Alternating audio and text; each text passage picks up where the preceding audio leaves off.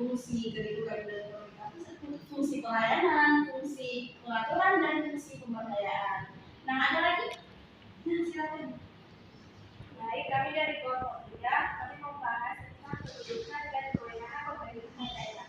Jadi, pertanyaan pertama itu menjelaskan kedudukan pemerintah daerah dalam sistem pemerintahan Indonesia.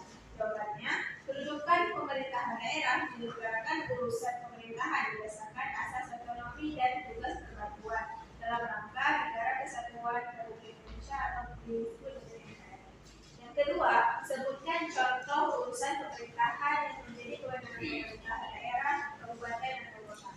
Jadi jawabannya adalah contoh kewenangan itu meliputi mengatur pendidikan di daerah, menyediakan sarana prasarana umum, menangani bidang kesehatan, mengembangkan koperasi dan UMKM, dan mengendalikan tata ruang dan lingkungan hidup. Nah, Kasih ya teman-teman sekolah, tepuk tangan dulu nih. Ada kelompok 2. Nah, kelompok yang mana lagi?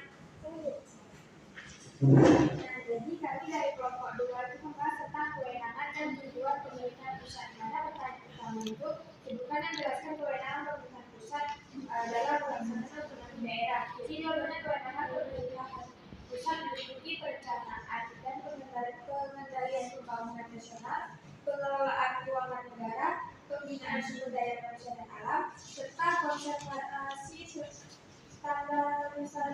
standarisasi nasional. Nah, yang kedua, apa tujuan umum memberikan kewenangan tersebut? Tujuannya itu meningkatkan kesejahteraan rakyat, pemerataan dan keadilan, mendorong demokratisasi, menghargai nilai lokal dan nasional, serta memanfaatkan potensi bangsa secara optimal. Oke, bagus sekali ya anak-anak semua. Tinggal mengumpulkan.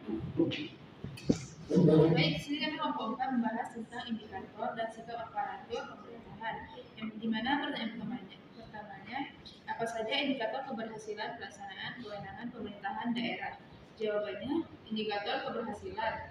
Yang pertama itu tercapainya keseimbangan pembangunan antara daerah dan nasional. Yang kedua, pelayanan pemerintah yang adil dan merata. Yang ketiga, ada pelayanan publik yang efektif dan efisien. Pertanyaan kedua, sikap apa yang harus dimiliki aparatur pusat dan daerah untuk mewujudkan indikator tersebut? Jawabannya, yang pertama itu kapabilitas atau memiliki kemampuan kerja. Yang kedua, integritas atau kejujuran dan beretika. Yang ketiga, akseptabilitas atau mampu diterima masyarakat. Dan yang terakhir, akuntabilitas, yaitu bertanggung jawab dan transparan.